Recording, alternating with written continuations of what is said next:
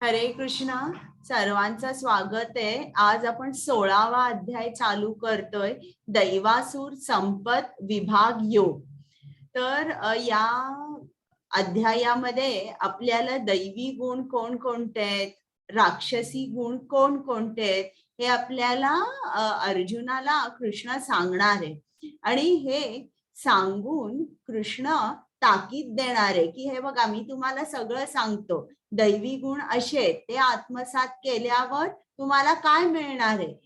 राक्षसी गुण आत्मसात जर तुम्ही केले किंवा अशा लोकांची संग केला जे असुर आहेत, मग तुमची स्थिती काय होणार आहे हे कृष्ण आपल्याला थोडक्यात या अध्यायात सांगणार आहे. म्हणजे तो आपल्याला सांगणार आहे की तुम्ही बिवेअर, कॉशन, की तुम्ही सावधान राहा की हे गुण आहेत राक्षसी गुण, त्यांनी तुमची अधोगती होईल. तर अध्याय चालू करण्या अगोदर ज्यांच्या आनंदासाठी मी तुम्हाला भगवद्गीता सांगते आणि ज्यांच्या आनंदासाठी तुम्ही भगवद्गीता ऐकताय त्या श्री श्री राधा गोविंदांना आपण साष्टांग नमस्कार करूया. श्रील प्रभुपाद ज्यांनी आपल्यासाठी सोप्या शब्दामध्ये गीता लिहिली, त्यांनी लिहिली नसती तर हा उपक्रम घडू शकला नसता. म्हणून त्यांचे आशीर्वाद घेऊया, त्यांना सुद्धा साष्टांग नमस्कार करून हा अध्याय चालू करूया. नामानिष्ठ प्रभूजी ज्यांनी स्लाइड्स तयार केल्या, प्रेमा माताजी ज्यांनी मला ट्रेनिंग दिलं, माझे को होस्ट ऍडमिन कुमुद माताजी, पल्लवी माताजी आणि इतर टेक्निकल टीम, या सर्वांना मनापासून धन्यवाद आणि प्रणाम.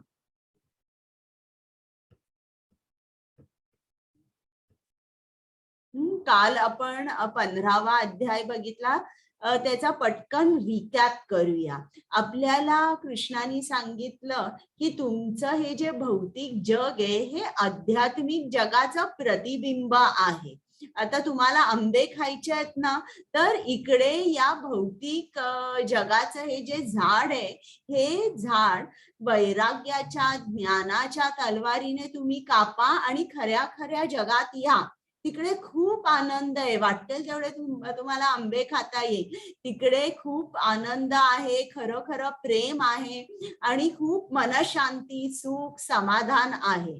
तर आपल्याला कृष्णाने सांगितलं की तुम्ही हे भौतिकाचं जे अश्वत्थ वृक्ष आहे ते तो वृक्ष तुम्ही कापा. म्हणजे थोडक्यात तुम्ही भौतिकाचा जो वृक्ष आहे तो कापल्यानंतरच तुम्हाला माझी प्राप्ती होईल. मग त्याच्यानंतर आपल्याला कृष्णाने सांगितलं की आत्म्याचं एकसारखं स्थलांतर होत असतं, पण जो ज्ञानी माणूस असतो, ज्याला ज्ञान चक्षु असतात, तो हे जाणू शकतो आणि ओळखू शकतो.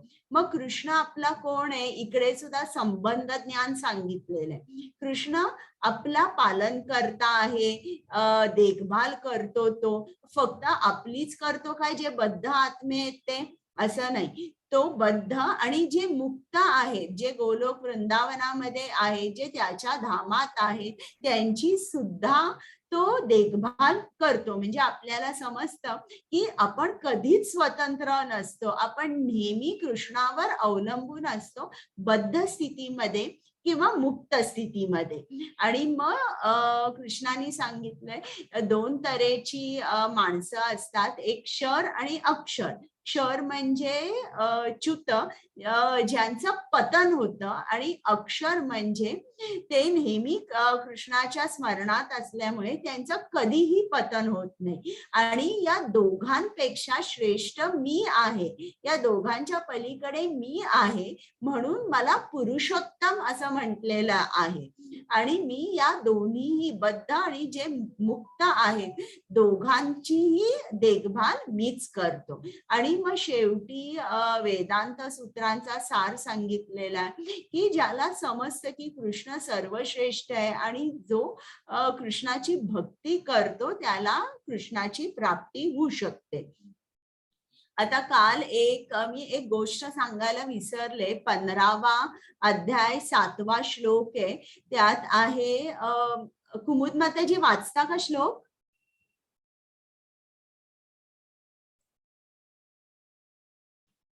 कुमुद माताजी आहेत की नाही? बरं पल्लवी माताजी आहे मी. 15.7 हो अमेवांशो जीवलोके. बोलते माताजी. आणि पल्लवी माताजी तुम्ही अनुवाद वाचा. येस हो माताजी. येस 1 मिनिट 16.7 ना? हा 15 15.7. अच्छा 15 पॉइंटचा. हो ठीक आहे 15 अध्याय. 15.7 हा 511 वाजते. येस. ममैवांशो जीवलोके जीवभूत सनातनः मनषष्ठानीन्द्रियाणि प्रकृतिस्थानि कर्षति. हरे कृष्ण. हरे कृष्ण. बद्ध जगातील जीव हे माझे सनातन अंश आहेत. बद्ध जीवनामुळे ते मनासहित 6 इंद्रियांशी कठीण संघर्ष करीत आहेत. हरे कृष्ण. तर ते आपण सनातन अंश आहोत. म्हणजे इकडे एक लक्षात घ्या, बऱ्याच इतर जे काय म्हणतात जे मेडिटेशन वगैरे शिकवतात किंवा इतर आणि वेगवेगळ्या तऱ्हेचे क्रियायोग शिकवतात, असे बरेच मार्ग आहेत. तर ती माणसं आहेत ती काय सांगतात की आपण कृष्णामध्ये विलीन होतो, पण आपण कृष्णामध्ये कधीच विलीन होत नाही. त्याचं रूप आणि आपलं रूप जरी एकसारखं असलं तरी कृष्ण हा विभू आहे, आपण अणु आहोत. आणि इकडे एकरूप होणे, आता श्रील प्रभुपादांच्या सुद्धा पुस्तकात जर असं असेल की आपण एकरूप होतो म्हणजे काय, क्वालिटी वाईज आपण कृष्णासारखे होतो. म्हणजे आपल्यामधले अनर्थ सगळे निघून जातात. जसा अथांग सागर आणि एक सागराचा थेंब दोन्हीचंही केमिकल कॉम्पोजिशन तेच आहे, त्याचप्रमाणे आपल्याला सुद्धा आपण सुद्धा सत चित आणि आनंद आपलं रूप असं होतं की जसं कृष्णाचं आहे शुद्ध रूप तसं आपलंही होतं. पण आपण नेहमी अणु राहतो, आपण नेहमी त्याचे विभिन्न अंश राहतो, आपण त्याच्याशी कधीही मर्ज होत नाही किंवा विलीन होत नाही. तर हे मी काल तुम्हाला सांगायला विसरले की 15.7 वरून या 15व्या अध्यायातल्या 7व्या श्लोकावरून आपल्याला समजतं की आपली आयडेंटिटी ही ऑलवेज सेपरेट राहते, आपण विभिन्नच राहतो, आपण कधीही विलीन होत नाही.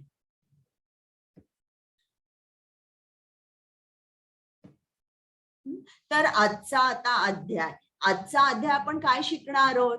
कृष्ण आपल्याला दैवी गुण सांगणार आहे आणि राक्षसी गुण. मग राक्षसांचा स्वभाव कसा असतो हे आपल्याला समजणार आहे.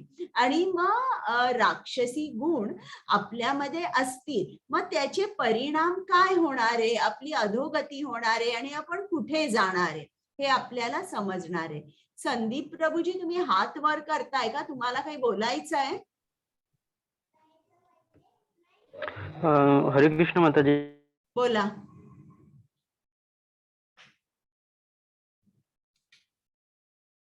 तुम्ही म्यूट आहात. तुम्ही म्यूट आहात प्रभूजी. हॅलो माताजी. बोला. ती जी स्लाइड तुम्ही हे करत आहे ती दिसून नाही राहिली आहे. स्लाइड आणि ते जे हे आहे श्लोक वगैरे ते दिसत नाही. आता मी अजून चालू नाही केलंय. अच्छा, याच्या आधी जे वाचलेली ती स्लाइड नाही दिसली. ती कालच्या अध्यायाची वाचली. अच्छा ठीक आहे ना. त्यातलं थोडंसं एक एक्सप्लेनेशन मी काल द्यायला विसरले होते, म्हणून मला वाटलं चालू करताना पहिल्यांदा ते एक्सप्लेनेशन देते. चालेल. तर आज आपण शिकणार आहोत असुरांचे गुण कोणते आणि दैवी गुण कोणते आहेत हे शिकणार आहोत. त्या अगोदर मी तुम्हाला प्रश्न विचारते की तुम्हाला काय वाटतं, असुर म्हणजे कोण असतो? तुमचं काय आहे मत, असुर म्हणजे कोण? हात वर करा. पूजा माताजी. हरे कृष्ण माताजी. बोला. असुर म्हणजे ज्याच्यात तमोगुणांचा प्रभाव जास्त असतो ते असुर. बरोबर. संदीप प्रभूजी. हरे कृष्ण माताजी. हम्म. जे देवी देवताला वगैरे मानत नाही आणि मांस वगैरे खातात आणि दुसऱ्यावर अत्याचार वगैरे करतात, हम्म. मग ते आता असुर. रावण तर शंकराला मानत होता, तो तर मोठा भक्त होता. हा बरोबर आहे. चालेल, आपण ऐकूया पुढे. संजीव प्रभूजी. माताजी, असुर म्हणजे जे इतरांना त्रास देतात आणि अल्पबुद्धीचे असतात आणि जगाचा नाश करण्यासाठी सगळे त्यांची कर्म करीत असतात. बरोबर आहे, पण हा तर खूप विद्वान होता रावण. हो हो हो. बरोबर, चालेल, तुम्ही बोला. शंकर प्रभूजी. हरे कृष्ण माताजी. हरे कृष्ण. माताजी, म्हणजे मला असं वाटतं की जे कर्म कृष्णाला अभिप्रेत नाहीत किंवा आपल्या ज्या कर्मातून कृष्णाला आनंद होत नाही, हम्म. असे कर्म किंवा असे गुण आहेत ज्यांच्याकडे, त्याला असुर म्हणायचं. बरोबर. गायत्री माताजी. हा माताजी, तुम्ही म्हणला की रावण सुद्धा खूप भक्त होता, पण हम्म. त्यांनी त्याच्या भक्तीचा किंवा जी त्याच्याकडे शक्ती होती ते हम्म. कराचा उपयोग त्यांनी दुसऱ्यांना त्रास किंवा त्यांचं चांगलं होण्यासाठी त्यांनी नाही केलं. बरोबर. आणि कोणाला काही वेगळं सांगायचं आहे का? हो माताजी, एक सांगायचं राहिलं. हो ना. तरी विद्वान असला तरी तो इंद्रिय तृप्तीसाठीच त्याचे कर्म करीत होता. बरोबर आहे. चालेल. आणि- सर्वांनी छान सांगितलं. पल्लवी माताजींचा हात वर आहे. माताजी, अहंकार होता त्याच्यामध्ये, त्याच्यामुळे तो त्याचे जे दुर्गुण तिथूनच सुरू झाले होते, असं असं मला वाटतं. ओके. बरं, आता मी तुम्हाला सांगते. प्रथम असुर म्हणजे कोण? असुर कोण आहे? त्याला देवाचं सगळं राज्य हवंय, पण त्याला देव नकोय.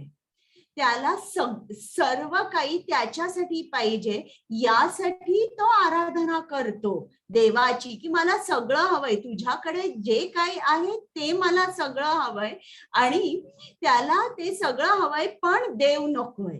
आणि भक्त आणि सूर असे असतात की ते म्हणतात की आम्हाला काहीही नकोय, आम्हाला काहीच नको देवा, आम्हाला फक्त तू हवायस, आम्हाला फक्त तुझी सेवा करायची. भक्तांना देवाची कृष्णाची सेवा करायची असते. आणि असुर असतात त्यांना कृष्णाला आपलं नोकर तरी बनवायचंय किंवा कृष्णाला मारायचंय. ते जशी तपश्चर्या करतात तशी सूर सुद्धा, जे सूर आहेत, देव देवता, ते सुद्धा तितकीच कडक तपश्चर्या करतात. पण दोघांच्या अम्बिशन मध्ये, त्यांचा जो ध्येय आहे त्या ध्येयामध्ये खूप मोठा फरक आहे. आणि ध्येयावरून आपण जाणू शकतो की हा सूर आहे की असुर आहे. ते सुद्धा, असुर सुद्धा तुम्ही बघा, खूप शिकलेले असतात, त्यांना वेद तोंडपाठ असतात, ते पूजापाठ सुद्धा करतात, पण त्यांचा गोल आणि त्यांचा अम्बिशन वेगळं असतं. त्याच्यामुळे आपण त्यांना असुर म्हणतो. त्यांना, आता तुम्हाला ती 8 स्टेप फॉल डाऊन माहिती आहे की आपल्याला खूप आसक्ती असते, आसक्तीमुळे काम उत्पन्न होतं, कामामुळे क्रोध उत्पन्न होतो, क्रोध झाल्यावर तुमची जी स्मरण शक्ती आहे ती भ्रमिष्ट होते, डेल्युजन मध्ये आपण जातो. मग त्याच्यानंतर तुमची बुद्धी ही काम करू शकत नाही, आपल्याला सत्सद विवेक बुद्धी नसते, आणि मग ते झाल्यानंतर आपलं पतन होतं. तर आता इतके अध्याय झाले, आपल्याला कृष्णाने सांगितलंय की तुम्ही माझ्या आनंदासाठी कर्म करा, तुम्ही भक्तीमध्ये तुम्ही माझी भक्ती करा, तुम्ही देव देवतांकडे जाऊ नका.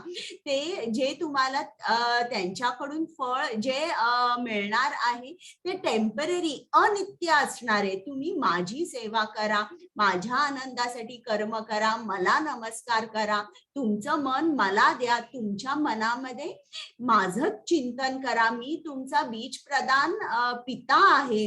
असं इतक्या अध्यायात एवढं सांगितलंय, माझं करा, माझं करा, माझं करा. आता या अध्यायात कृष्ण आपल्याला सांगणार आहे की आपण त्याचं न करता, समजा जर आपल्यामध्ये आपण हे जे आसुरी गुण जर आपण आत्मसात केले, तर मग आपलं काय होणार आहे हे सुद्धा कृष्ण सांगणार आहे. म्हणजे कुठेही भगवद्गीतेमध्ये अर्धवट कृष्णाने सांगितलेलं नाहीये.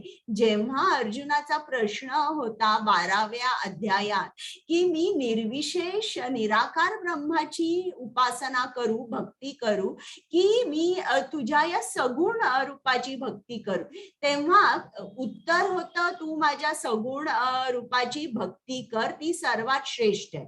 पण निराकार निर्विशेष ब्रह्माची भक्ती का करू नकोस हे सुद्धा कारण सांगितलंय. आता इकडे सुद्धा कृष्ण सांगणारे ही आता 16वा अध्याय म्हणजे सायकोलॉजीची स्टडी आहे. दैवी गुण कुठले, असुरी गुण कोणते, असुरी गुण आपण का नाही बाळगायचे आणि त्याचे परिणाम काय होणार आहे याचं पूर्ण एक्सप्लेनेशन या अध्यायात आहे. आता कालच्या अध्यायात तुम्ही बघितलं की आपली जशी इच्छा असते, मन हे सेंटर मध्ये असतं आणि त्याच्या भोवताली आपल्या इंद्रियांची कन्स्ट्रक्शन केली जाते. का? कारण आपल्या इच्छांची पूर्ती होण्यासाठी त्याप्रमाणे प्रकृती तसं कन्स्ट्रक्शन किंवा टेलरिंग करते आणि मग आपल्याला एक शरीर मिळतं. आता आपल्याला या जन्मामध्ये मनुष्य शरीर मिळालेलं आहे. म्हणजे मनुष्य शरीर कसं आहे, जशी मर्सिडीज बेन्झ किंवा BMW गाडी असेल तशी. आणि ही जी गाडी आहे, तुम्ही मर्सिडीज बेन्झ एका छान हायवेवर चालवाल, जिकडे जास्त खड्डे किंवा रस्ता खराब नाहीये, निश्चितच तुम्ही ती कुठेही एका शेतात घेऊन गेली, शेतात तुम्ही चालवू नाही शकणार किंवा चालवली तरी खराब होईल. शेतासाठी ट्रॅक्टर असतो किंवा जिकडे खूप दगड धोंडे असतात तिकडे जाण्यासाठी मग जीप असते. मर्सिडीज बेन्झचा वापर चांगल्या रस्त्यावर केला जातो. त्याचप्रमाणे आपलं हे जे शरीर आहे हे सुद्धा आपल्याला कशाला मिळालंय की तुम्हाला आत्मसाक्षात्कार करून घेण्यासाठी हे शरीर तुमच्यासाठी एक वाहन आहे. तर आता ज्यांच्याकडे मर्सिडीज बेन्झ असते त्यांच्यावर रिस्पॉन्सिबिलिटी असते ना, मी कुठेही गाडी पार्क केली तर गाडी जर माझी टो करून घेऊन गेले तर मग मला हेवी फाईन भरावी लागेल, किंवा मी कुठेही गाडी पार्क केली तर कोणीतरी चोर येऊन ते आपला AC असतो किंवा म्युझिक सिस्टम असते की ते काही म्हणजे चोरीची भीती असते, चोरून घेऊन जाऊ शकतील. तर त्याचप्रमाणे इकडे सुद्धा हे मनुष्य रूपी शरीरामध्ये आपल्याला पण खूप मोठी जबाबदारी आहे. ती जबाबदारी म्हणजे कोणती आहे की आपलं पतन नाही झालं पाहिजे, अधोगती नाही झाली पाहिजे. आणि जे आपल्याला वेदांमध्ये जे नियम दिलेले आहेत किंवा एक आध्यात्मिक जीवन कसं जगावं आणि कृष्ण प्राप्ती कशी करून घ्यावी हे दिलेले रूल्स अँड रेग्युलेशन्स जे आहेत त्या नियमांप्रमाणे आपण आपलं जीवन चालवलं पाहिजे. तर आता आपण चालू करूया. मुख्य फरक सूर आणि असुर मध्ये एकच आहे, दोघेही पुत्र आहेत कृष्णाचेच. पण असुर जे आहेत ते जे नियम लिहिलेले आहेत, जे कृष्णानी वेदांचं ज्ञान ब्रह्मदेवाला दिलं आणि ते नियम लिहिलेले, त्या नियमांप्रमाणे जे वागतात ते सूर, आणि जे त्या नियमांच्या विरुद्ध वागतात ते म्हणजे असुर. तर एकदा काय झालं, या सूर असुरांचं जे सूर होते ते ब्रह्मदेवाकडे गेले आणि ब्रह्मदेवाला सांगितलं की तुम्ही या सृष्टीचे फर्स्ट पहिले जन्मलेले आहात, फर्स्ट लिव्हिंग एंटिटी. तुमचा जन्म पहिला झालेला आहे. तर आता तुम्ही मला सांगा की श्रेष्ठ कोण आहेत, सूर की असुर? तेव्हा ब्रह्मदेवानी विचार केला आणि सांगितलं, जर यांना मी आत्ताच सांगितलं की सूर श्रेष्ठ आहे तर यांना खूप राग येईल. म्हणून ते म्हणाले, पुढच्या आठवड्यात एक उत्सव आहे, मी ठेवलेला आहे, तर तुम्ही सगळेजण याल तेव्हा मी या प्रश्नाचं उत्तर देईन.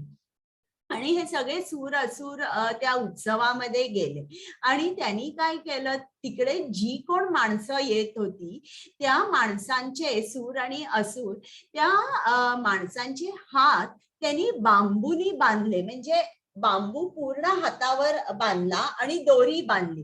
अशा तऱ्हेने तो बांबू बांधला की त्यांना हात असा वाकवून तो उचलता येत नव्हता. हात सरळच्या सरळ राहत होता.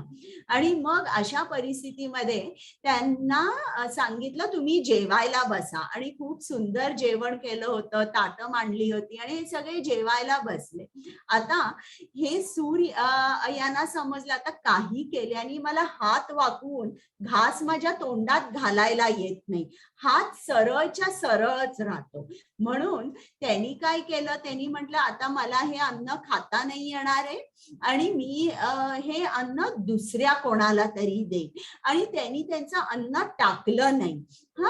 तर त्यांनी ते अन्न दुसऱ्यांना दिलं. पण जे असुर होते ते काय म्हणाले की हे अन्न दुसऱ्यांना कशाला दिलं पाहिजे, मी खाऊ शकीन. आणि त्यांनी काय केलं, आता लाडू असेल, तो लाडू अशा तऱ्हेने वर उडवला आणि तोंड आ करून उघडलं. म्हणजे ज्याप्रमाणे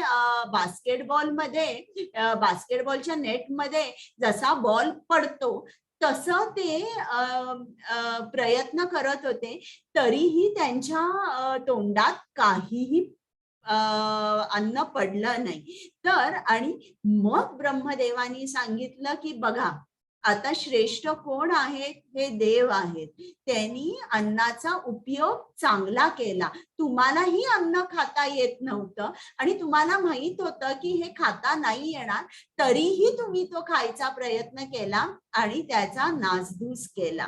मग सूर जे आहेत हे कुठले कुठले नियम पाळतात, हे पहिल्यांदा कृष्णाला मानतात की कृष्णा हो, तू सर्वश्रेष्ठ आहे. या नियमांना ABCDEFG म्हणतात. A फॉर ऍब्सोल्यूट ट्रुथ, म्हणजे हो तूच अंतिम सत्य आहेस, आणि ते कृष्णाला सर्वश्रेष्ठ मानतात. मग ब्राह्मण जे काय सांगतात ते ऐकतात आणि ब्राह्मणांची पूजा करतात. ते ब्राह्मणांचं रक्षण करतात. त्याचप्रमाणे AB झालं. आता C फॉर काऊ, म्हणजे ते गायींचं सुद्धा रक्षण करतात. मग D फॉर डेमिगॉड्स, म्हणजे इतर जे देव देवता आहेत त्यांची ते सेवा करतात. E फॉर एटिकेट्स, एटिकेट म्हणजे सदाचार, ते नेहमी सदाचार पाळतात. आणि F म्हणजे flee to Vishnu in danger, म्हणजे जेव्हा केव्हा त्यांच्यावर संकट येतात तेव्हा ते लगेच कृष्णाच्या किंवा विष्णूच्या कमल चरणांचा आश्रय घेतात. पण असुर कसे असतात बघा, महिषासूर, जेव्हा त्याला समजलं की ही जी दुर्गा आहे ही माझ्यावर वार करायला आली आहे, ते कुठेही विष्णूकडे गेले नाही. त्यांना काय होतं, माझ्या शक्ती पुढे कोणीही टिकणार नाही असा अहंकार होता. म्हणजे F म्हणजे flee to Vishnu in danger. आणि G म्हणजे गुडनेस, जे नेहमी सत्व गुणामध्ये असतात. हे जे आहेत यांना आपण सूर म्हणतो. की ABCDEFG हे सगळे नियम जे पाळतात ते सूर असतात. आता आपण पुढे जाऊया.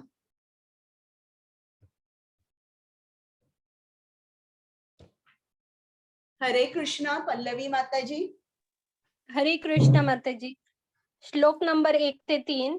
श्री भगवान म्हणाले, निर्भयपणा, सत्वशुद्धी, आध्यात्मिक ज्ञानाचे अनुशीलन, दान, आत्मसंयम, यज्ञ कर्म, वेदाध्ययन, तपस्या, साधेपणा, अहिंसा, सत्य, क्रोधातून मुक्तता, त्याग, शांती, दोष काढण्याच्या वृत्तीचा तिटकारा, सर्व जीवांच्या प्रती दयाभाव, लोभविहीनता, सौम्यता, विनयशीलता, दृढ निश्चय, उत्साह, क्षमा, सूची आणि द्वेष व सन्मानाच्या अभिलेषेपासून मुक्ती, हे सर्व दैवी गुण आहेत. हे भारता दैवी स्वभावाच्या मनुष्यांमध्ये आढळतात. हरे कृष्ण. आता इकडे 26 दैवी गुण सांगितलेले आहेत आणि प्रत्येक गुण असा आहे ना, त्याच्यावर एक एक वर्ग घेता येईल. तर आता आपल्याला इतका वेळ नाहीये, म्हणून मी थोडस 3-4 ओळी सांगीन आणि तेही पहिले 1-2-3 उदाहरणं घेईन. आता प्रत्येक आश्रमामध्ये संन्यास आश्रम असू दे, गृहस्थाश्रम असू दे, वानप्रस्थ असू दे किंवा ब्रह्मचारी, प्रत्येक आश्रमामध्ये हे सगळे गुण हवे, प्रत्येकाला हे सगळे गुण हवे. पण तरीही प्रत्येक आश्रमामध्ये एक गुण खूप महत्वाचा असतो किंवा खूप प्रॉमिनंट असतो आणि तो आपल्याला दिसतो. तर पहिलं निर्भयपणा. तर हा जो गुण आहे हा संन्यासामध्ये असायला हवा, अगदी प्रामुख्याने. संन्यासी कसा असतो, तो एकटा राहतो, एकटा प्रवास करतो. तर जर त्यांनी असा विचार केला, अरे बापरे, आता मी एकटा आहे, आता मी आजारी पडलो तर काय, माझी काळजी कोण घेणार, मला जेवण कोण देणार, असा जर तो विचार करायला लागला तर तो त्या आश्रमात राहूच शकत नाही. तर संन्यासी असा विचारही करत नाही आणि तो कसा असतो, त्याची पूर्ण खात्री असते की मी एकटा नाहीये, कृष्ण माझ्या बरोबर आहे. आता हरिदास ठाकूर हे संन्यास आश्रमात होते.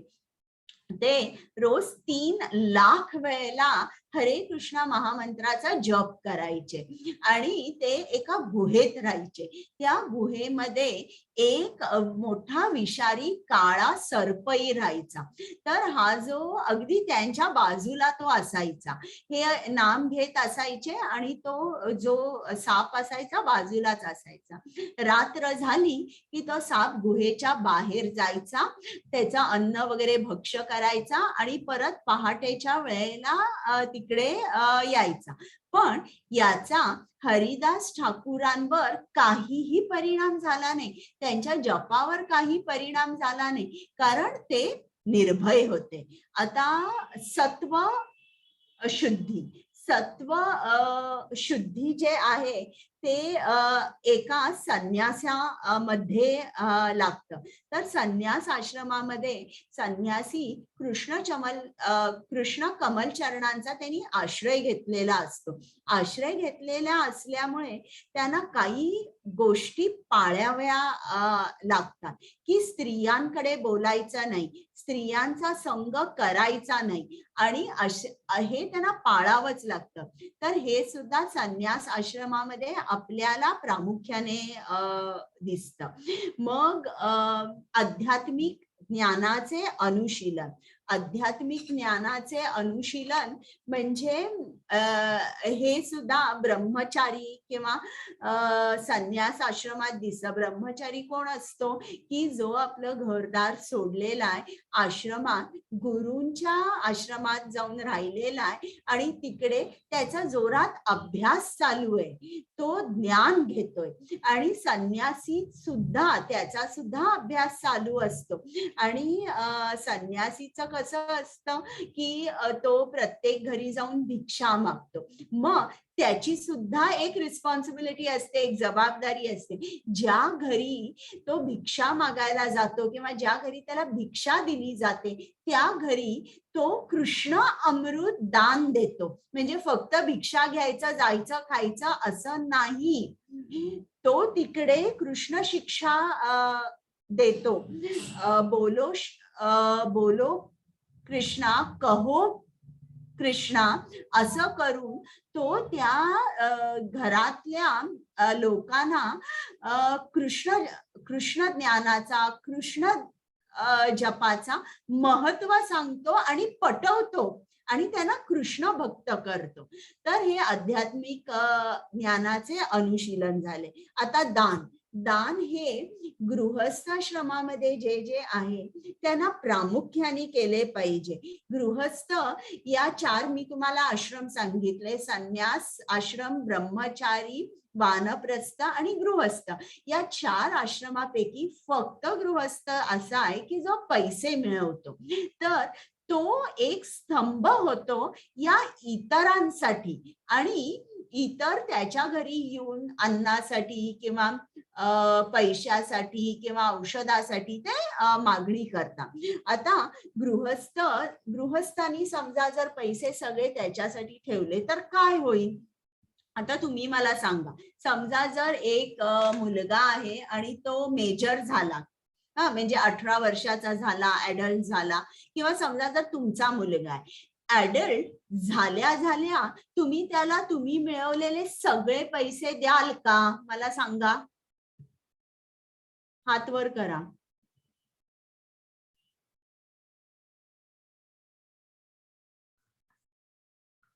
संजीव प्रभूजी बोला. नाही देणार मॅडम. बरं, मला कोण सांगेल का नाही देणार? आणि इतरांनी पण बोला. त्याचं जवळ ज्ञान नसणार तेवढं की तू विनियोग कसा व्यवस्थित करेल यात. बरोबर आहे. इतरांना कोणाला काही बोलायचंय का? आणि चालेल, म्हणजे आपण पैसे नाही देणार का? नाही, कदाचित तो चुकीच्या संगतीत पडेल आणि मग हे पैसे उधळेल, नको त्या गोष्टींवर पैसे उधळेल. यासाठी आपण त्याला ते पैसे देणार नाही.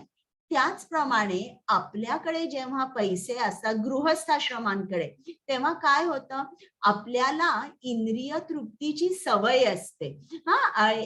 आपण इंद्रिय तृप्तीची इतकी सवय असते की खूप पैसे आल्यावर आपण कदाचित अध्यात्माकडे न वळता इंद्रिय तृप्तीकडे वळू. म्हणजे आपल्याकडे इंद्रिय तृप्तीसाठी एक लायसन्स आहे असं तुम्ही समजा. पैसे असणं म्हणजे इंद्रिय तृप्तीचा आपल्याकडे एक लायसन्स आहे. मग असा जेव्हा लायसन्स आपल्याकडे जेव्हा आपल्याला मिळतो तेव्हा धोका खूप असतो. ज्याप्रमाणे तुम्ही मला आता सांगितलं की आम्ही सगळे पैसे आमच्या मुलाला देणार नाही का, चुकीची संगत लागली तर त्यासाठी इकडे आपल्याला सांगितलंय की गृहस्थाश्रमानी खूप दान करावं, त्या आश्रमात दान केलं पाहिजे. आणि दान केल्याने काय होतं, तुमचं हृदय जे आहे ते कोमल होतं, लोण्यासारखं होतं आणि ते ज्ञान शोषू शकतं. तुम्ही कुठेही दान केलं नाही तर तुमचं हृदय कसं होतं, घट्ट दगडासारखं होतं, ज्याच्यात ज्ञान शिरू शकणार नाही. मग आपण आता दान कसं केलं पाहिजे? आपण श्रील रूप गोस्वामींनी आपल्याला ते प्रिन्सिपल दिलंय, ते तत्व दिलेलं आहे की तुम्ही 50% तुम्ही जे काय मिळवता त्यातले 50% कृष्णाला द्या. जे 25% आहे ते तुमच्या स्वतःच्या इमर्जन्सीसाठी ठेवा आणि 25% तुमच्यावर जे अवलंबून आहे, तुमचे आई वडील, मुलं, पत्नी, सासू सासरे जे कोण असतील, हे 25% तुम्ही त्यांच्यासाठी ठेवा. आता दानावर मी जास्त बोलणार नाही, मी उद्याच्या अध्यायात बोलू. पण आता इकडे उद्याच्या अध्यायात खूप छान आहे की दान आपण कोणाला दिलं पाहिजे, कसं दिलं पाहिजे. पण त्याच अनुषंगाने मी सांगते, काल पूजा माताजींनी प्रश्न विचारला होता की ऑर्गन डोनेशन आपल्याला करता येतं का? तुम्ही आहात का पूजा माताजी? तर मी आता प्रश्नाचं उत्तर देते, नाहीतर मग क्लास संपला की मी देईन उत्तर. या प्रश्नाचं मला फक्त आठवण करा. तर उद्या इन डिटेल मी दानाबद्दल सांगणार आहे तुम्हाला. मग त्याच्यानंतर आत्मसंयम. परत आत्मसंयम हा गृहस्थाश्रमामध्ये असला पाहिजे, कारण त्यांच्याकडे पैसे असतात आणि जर आत्मसंयम नसेल तर ते इंद्रिय तृप्तीसाठी पैसे वापरले जातात. मग त्याग, त्याग सुद्धा आपल्याला, त्याग तपस्या जे आहे हे सुद्धा गृहस्थाश्रमामध्ये प्रामुख्याने दिसलं पाहिजे. तसं जर त्यांनी कुठलेही त्याग तप केले नाही तर त्याचं सहज पतन होऊ शकतं. मग सरळपणा, आता सगळे मी घेत नाही, थोडे थोडे घेते. आपण असं सरळ असलं पाहिजे, आतून बाहेरून आपण एकच असलं पाहिजे, नो ड्युअलिटी. आणि अहिंसाचा मी तुम्हाला अर्थ सांगितला. आता कोण मला सांगेल अहिंसा म्हणजे काय?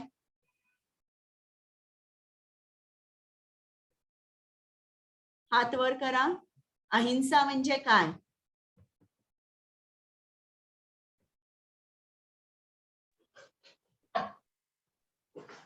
रत्नाकर प्रभूजी बोला. हॅलो हा बोला.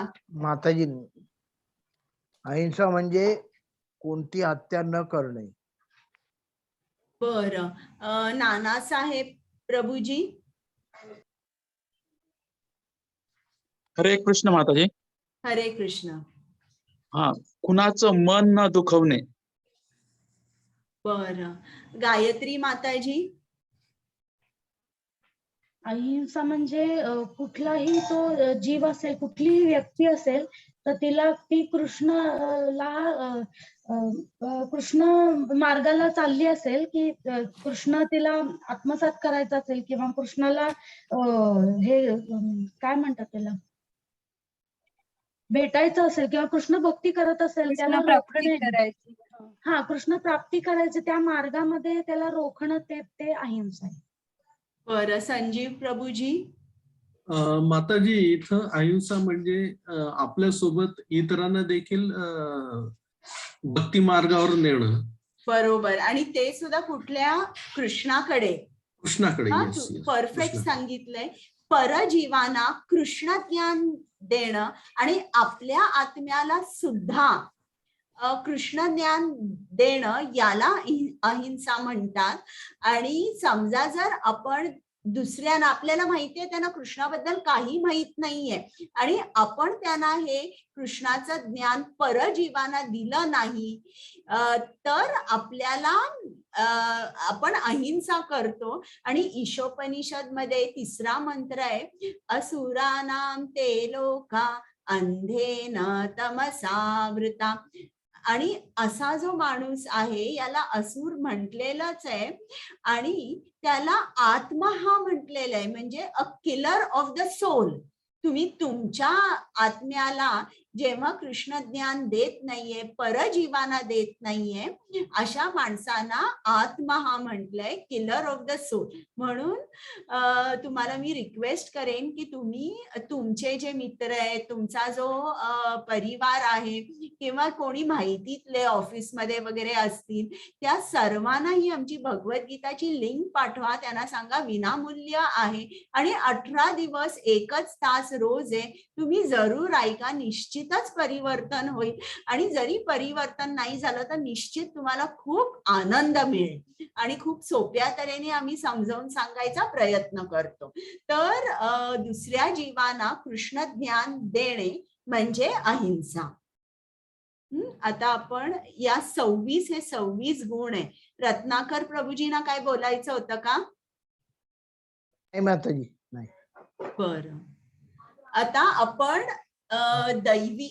दैवी गुण बघितले 26. असुरी गुण कुठले आहेत?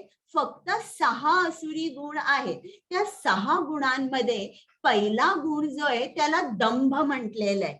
दंभ म्हणजे काय? दंभ म्हणजे एक इच्छा असणे. असं बघायला गेलं तर दंभ, अभिमान हे एकच शब्द वाटतात, पण थोडासा डिफरन्स आहे त्याच्यामध्ये. दंभ म्हणजे काय? की आपल्यामध्ये इच्छा असणे की दुसऱ्यांनी मला खूप आदर द्यावा, दुसऱ्यांनी माझी खूप स्तुती करावी. आणि ही इच्छा जेव्हा पूर्ण होत नाही तेव्हा अभिमान, क्रोध, पारुष्य म्हणजे कठोरपणा, या सगळ्याचं दंभामुळे इतर तुमचे जे गुण आहेत ते गुण विकसित होतात. म्हणजे क्रोध आपल्याला क्रोध असतो किंवा आपण कठोरपणाने बोलतो, अशा तऱ्हेने हे गुण दंभामुळे उत्पन्न होतात. आता आपण ऐकूया. कुमुद माताजी.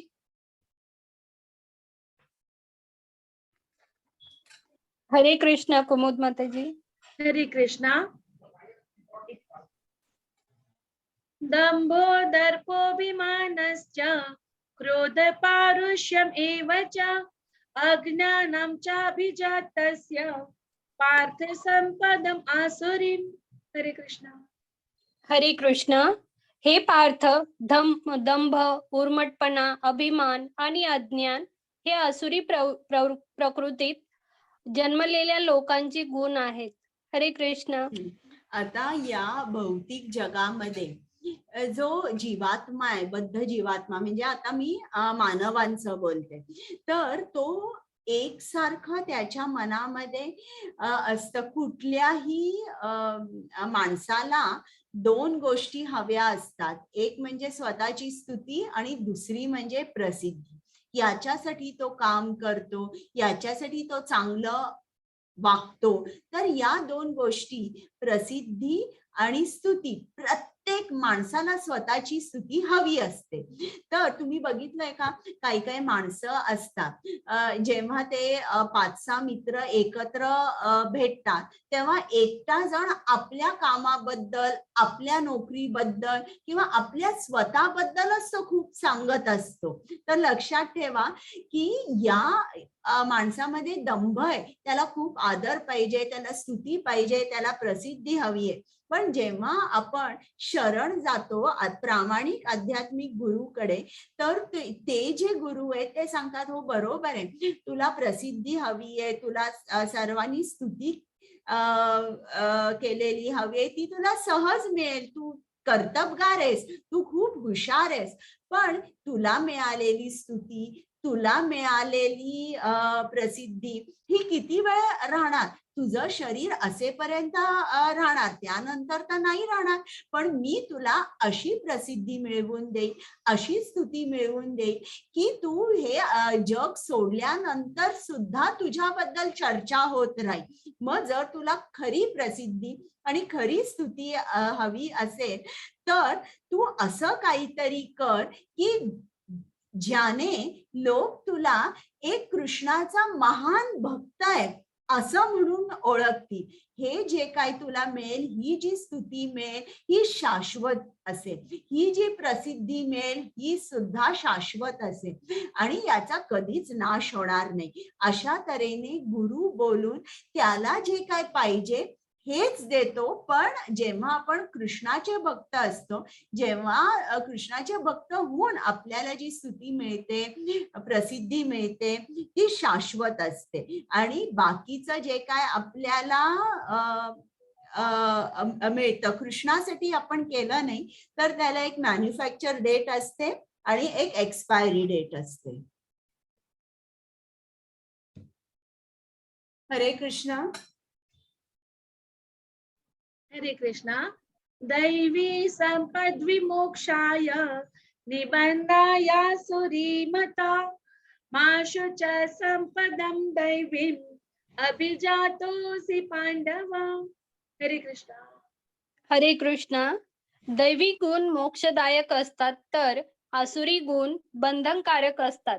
हे पांडवा, तू चिंता नको करूस, कारण तू दैवी गुणांसह जन्मलेला आहेस. हरे कृष्ण.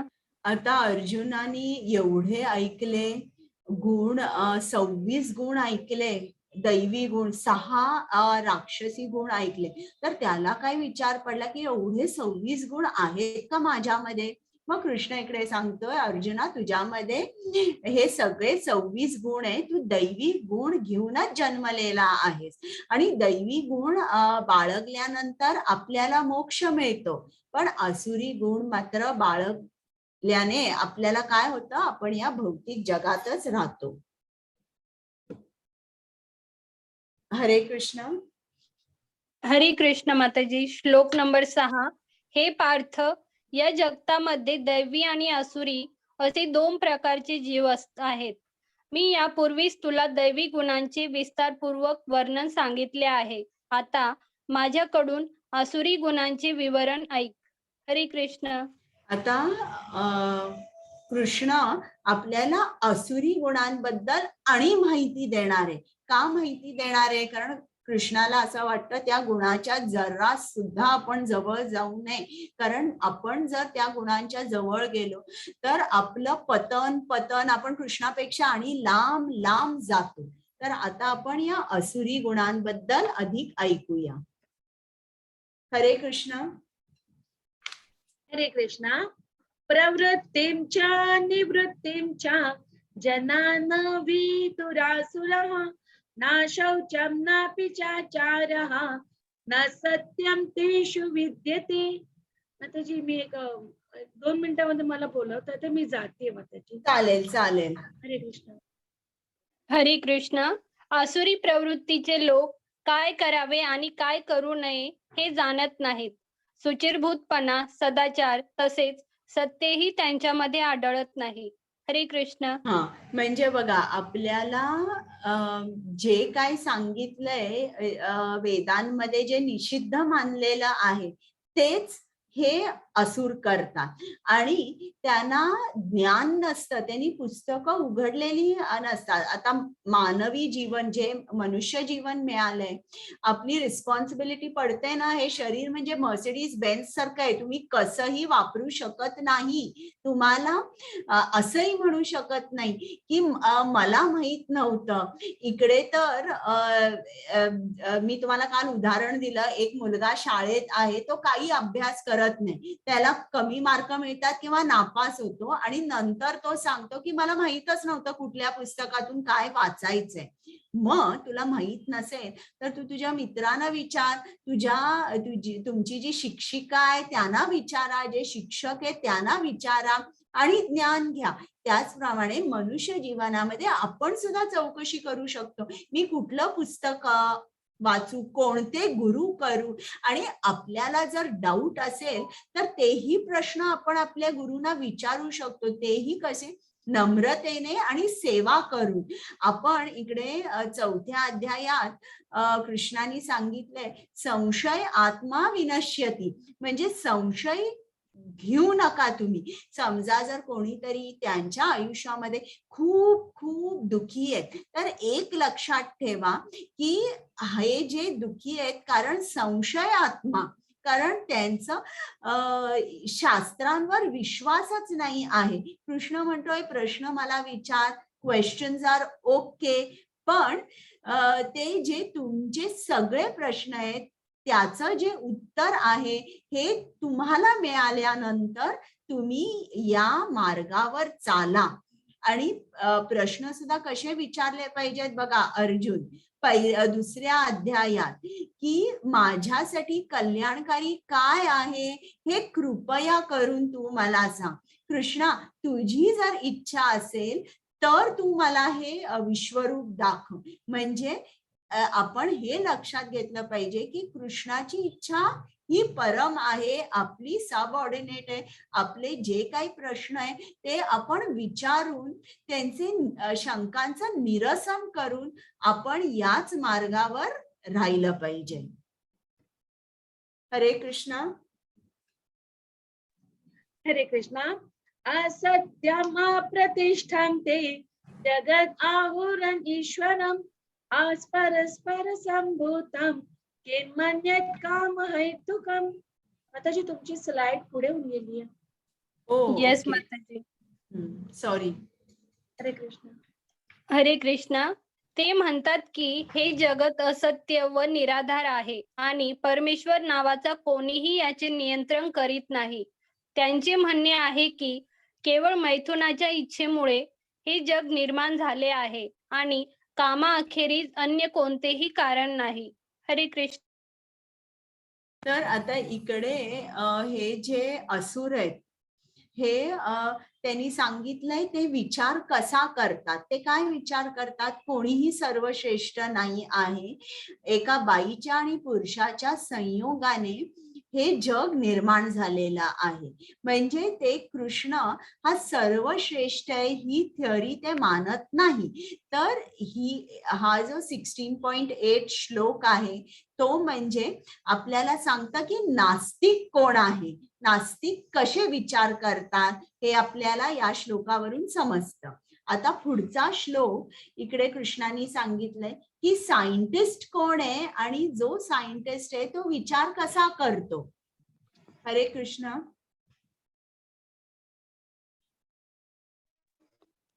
हरे पल्लवी माताजी.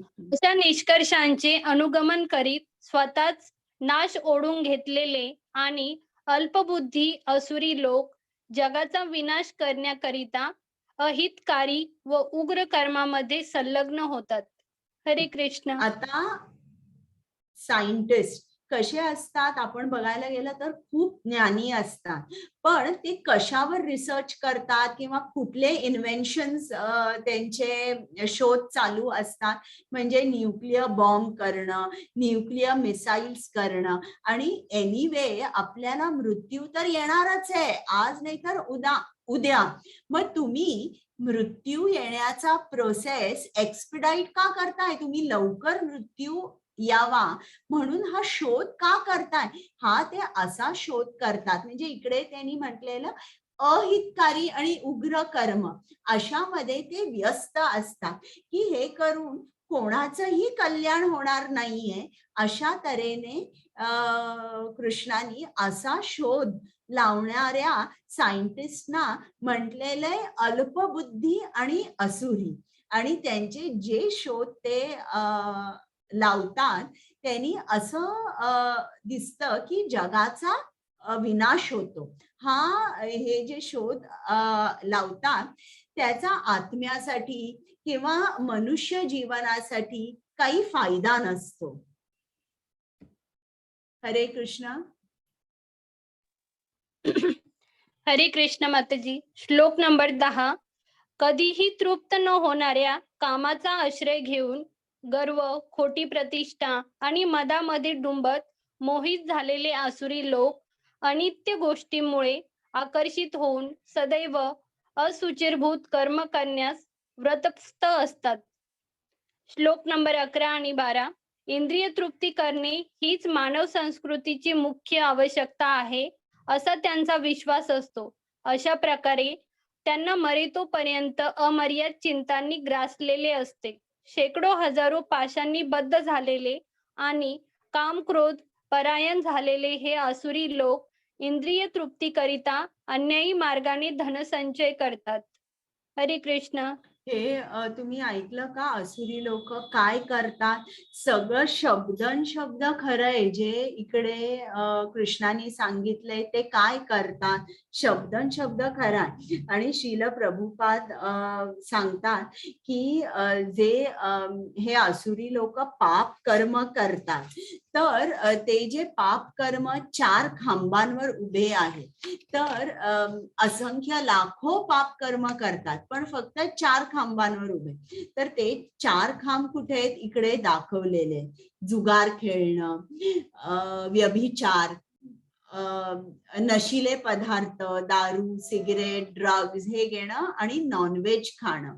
तर या 4 खांबांवर लाखो करोडो पाप तुम्ही करू शकता.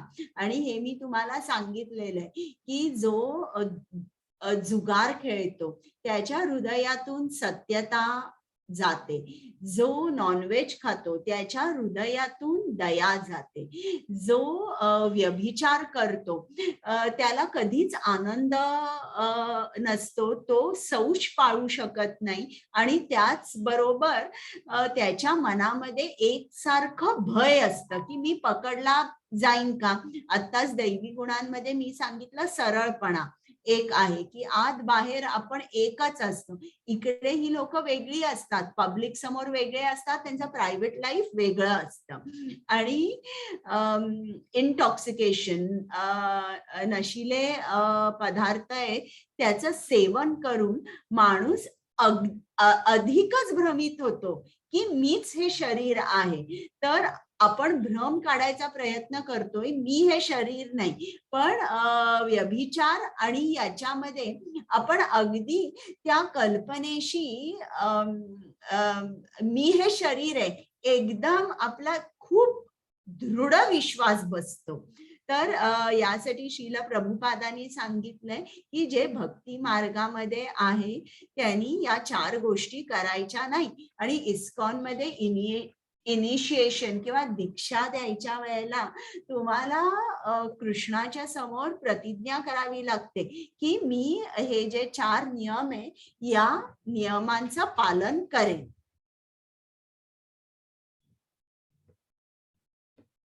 हरे कृष्ण. हरे कृष्ण मी माताजी. येते हो. चालेल. श्लोक नंबर 13 ते 15. आसुरी मनुष्य विचार करतो की आज माझ्याकडे इतकी संपत्ती आहे आणि माझ्या योजनेनुसार मी अधिक संपत्ती प्राप्त करेन. हे इतके धन माझ्याकडे आहे आणि भविष्यात ते उत्तरोत्तर वाढत जाईल. हा माझा शत्रू आहे आणि मी त्याला ठार मारेल आणि माझे इतर शत्रूही मारले जातील. मी सर्वांचा ईश्वर आहे, मीच भोक्ता आहे. मी परिपूर्ण, बलवान आणि सुखी आहे. माझ्या आजूबाजूला माझे वैभवशाली नातलग आहेत. मीच धनाढ्य मनुष्य आहे. माझ्यासारखा बलवान आणि सुखी इतर कोणीही नाही. मी यज्ञ करेन, मी दान देईन आणि याप्रमाणे मी मौज मजा करेन. अशा प्रकारे आसुरी लोक अज्ञानाने मोहित झालेले असतात. हरे कृष्ण. आता हे बघितलं, प्रत्येक असुराच्या मनातला विचार इकडे सगळा मांडलेला आहे की ते कसे आहेत आपल्याला लक्षात येतं. आणि शास्त्रात सुद्धा रावण, हिरण्यकश्यपू, कंस यांचे सुद्धा हे असेच विचार होते. आणि आता सुद्धा जे कोणी असुर असतील त्यांचे सगळ्यांचे हे विचार असतील. आता हे गेल्या स्लाइड मध्ये मी तुम्हाला एक सांगायला विसरले की हे जे लोक नॉनव्हेज खातात तर आपल्या मनु संहिता जी आहे त्याच्यात लिहिलेलं आहे की जो कोण नॉनव्हेज खातो तर त्याला किती जणांना शिक्षा केली जाते बघा, 5. की जो प्राण्यांची हत्या करतो, जो प्राण्यांचा मांस विकतो, जो ते मांस खरेदी करतो, जो त्या स्वयंपाक करतो, ते मांस वापरून स्वयंपाक करतो आणि जो खातो, तर या 5 जणांवर हे होतं. म्हणजे 5 जणांना ती शिक्षा मिळते. म्हणजे आपण फक्त म्हटलं की मी खात नाही असं नाही चालणार, पण इतरांना आपण जर स्वयंपाक करून दिला तरी सुद्धा आपल्याला ते हे मिळतं, म्हणजे पाप कर्म झालं ते. हरे कृष्ण. हरे कृष्ण माताजी. श्लोक नंबर 16. या प्रकारे अनेक चिंतांनी भ्रांत झालेले आणि मोहजालामध्ये बद्ध झालेले आसुरी लोक इंद्रिय तृप्तीमध्ये अत्यधिक आसक्त होतात आणि नरकामध्ये पतित होतात. हरे कृष्ण. आता इकडे पुढे कृष्णाने सांगितलंय नरकाचे द्वार कोणते आहेत आणि हे गुण जेव्हा आपण बाळगतो तेव्हा थेट नरकामध्ये जातो. हरे कृष्ण. हरे कृष्ण माताजी. श्लोक नंबर 18. मिथ्या अहंकार, बल, गर्व, काम आणि क्रोध यांनी मोहित झालेले आसुरी लोक स्वतःच्या देहामध्ये आणि इतरांच्या देहामध्ये स्थित असलेल्या परमपुरुष भगवंतांचा द्वेष करतात आणि खऱ्या धर्माची निंदा करतात. हरे कृष्ण. आता आपल्यामध्ये 6 अनर्थ आहेत. मला कोण सांगणार आहेत 6 अनर्थ कोणती आहेत ते?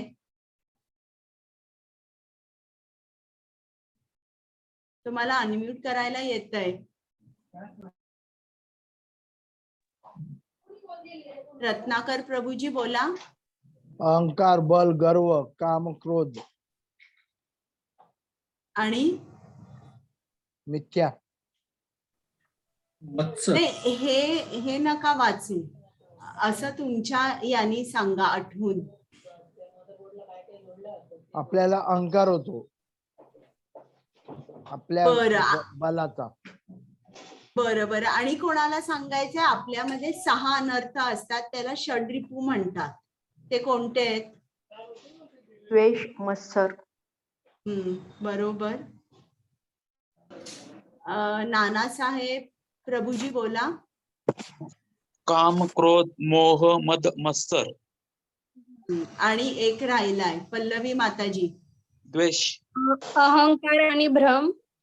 भ्रम, बरोबर आहे. तर काम, क्रोध, लोभ, मद, मत्सर आणि भ्रम. तर हे जे आता आपल्यामध्ये प्रत्येकाला मी तुम्हाला सांगितलं एक औषध आहे, मत्सराला नाही. आता जेव्हा आपण मत्सरी स्वभावाचे असतो, आपल्याला मत्सर होतो. मत्सर म्हणजे काय? तुझ्याकडे जी गोष्ट आहे ती मला आवडते, पण ती तुझ्याकडे आहे हे मला आवडत नाहीये. तर मत्सर म्हणजे खरा मत्सर आपल्याला कृष्णाप्रती असतो. कृष्णा, तूच का भक्त आहेस? तूच का सर्वश्रेष्ठ आहेस? तूच का राजा आहेस? काय आम्ही कोणी नाही का? मलाही राजा व्हायचंय.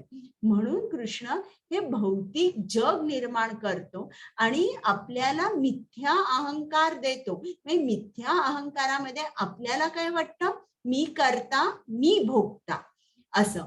तर जो आपल्याला मत्सर असतो ना, खरा खरा आपल्याला दुसऱ्या लोकांचा नसतो, आपल्याला कृष्णाचा मत्सर असतो. तिकडनं त्याचा उगम होतो. तर आपल्याला जो इकडे सांगितलेले इतरांच्या देहामध्ये स्थित असलेला परम पुरुष भगवंताचा द्वेष करतात. खरं तर असा तो उगम इकडे असतो. आणि ही गोष्ट तुम्हाला माहिती आहे ना, शिशुपाल आणि शिशुपालाचा वध केला हे मी सांगितली होती तुम्हाला. तुमच्या लक्षात नसेल तर मी क्लास संपल्यानंतर परत एकदा सांगेन. हरे कृष्ण. हरे कृष्ण माताजी. श्लोक नंबर 19. जे द्वेषी, क्रूर आणि नराधम आहेत त्यांना मी चिरकालासाठी भवसागरामधील विविध आसुरी योनीत टाकीत असतो. हरे कृष्ण. म्हणजे आता ज्याप्रमाणे एक कोळी आहे आणि तो समुद्रावर गेलेला आहे, जाळं फेकलेलं आहे आणि आता तो जाळं ओढतोय. तर तो बघतोय सगळे मासे. एक मासा बघतोय, एक मासा छोटा आहे, अरे या मासाचा काय उपयोग आहे, मला काही पैसे मिळणार नाही, परत तो फेकतो. दुसरा मासा बघतो, मोठा आहे, छान छान आहे, चला आपण घेऊया.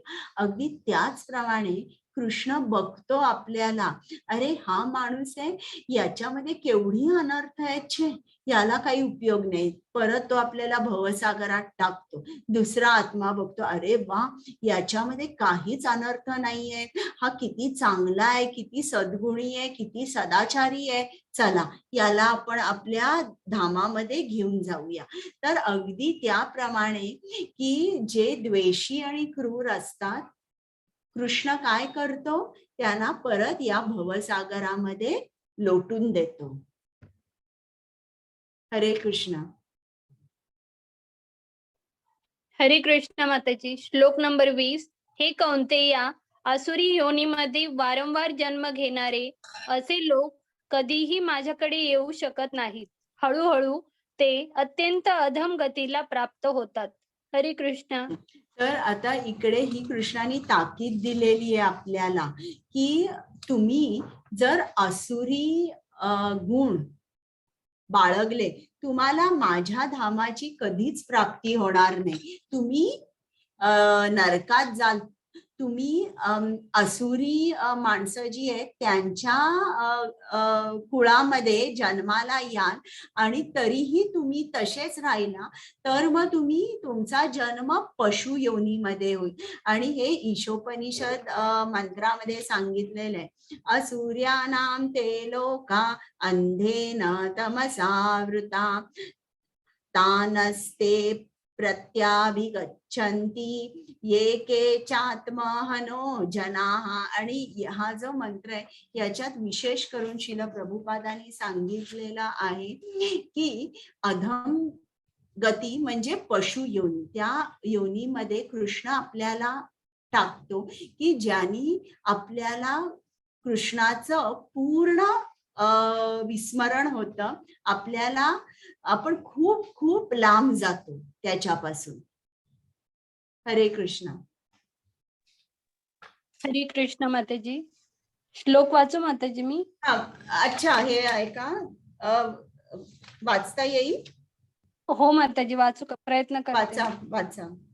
त्रिविधं नरकस्य इदं द्वारं नाशनम् आत्मनः कामः क्रोध तथा लोभः तस्मात् एतत्त्रयं त्यज्यत.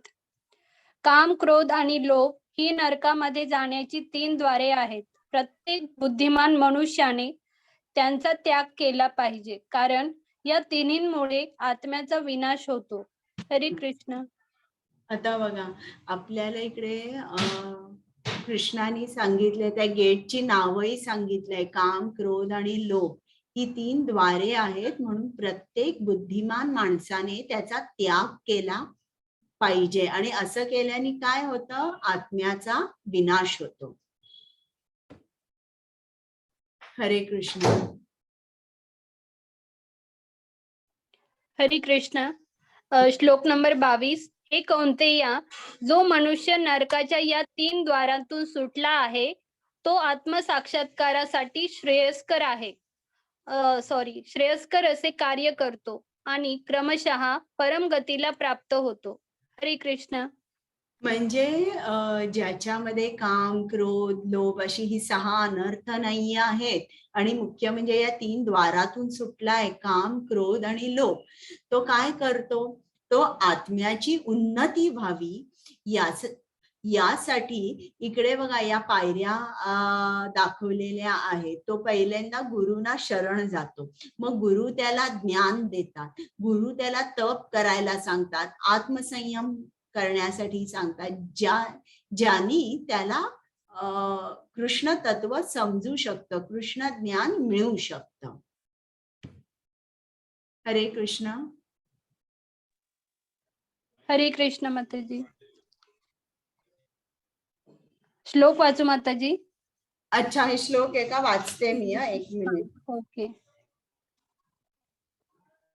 य शास्त्र विधिम उत्सृज्य वर्तते कामकारता न स सिद्धिम अवाप्नोति न सुखम न पराम गतिम. हरे कृष्णा. जो शास्त्र विधींचा त्याग करतो आणि आपल्या लहरीप्रमाणे कर्म करतो त्याला सिद्धी, सुख आणि परमगती ही प्राप्त होत नाही.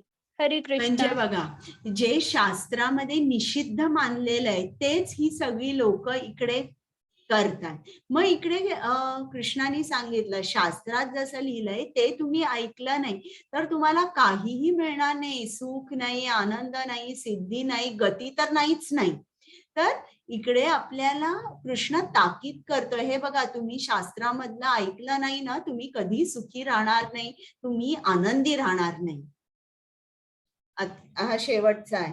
तस्मात् शास्त्रं प्रमाणं ते कार्य व्यवस्थितो ज्ञात्वा शास्त्र विधानोक्तं कर्म कर्तुम इह अर्हसि. हरे कृष्णा. म्हणून मनुष्याने शास्त्र विधींद्वारे कार्य आणि अकार्य यामधील भेद जाणलं पाहिजे.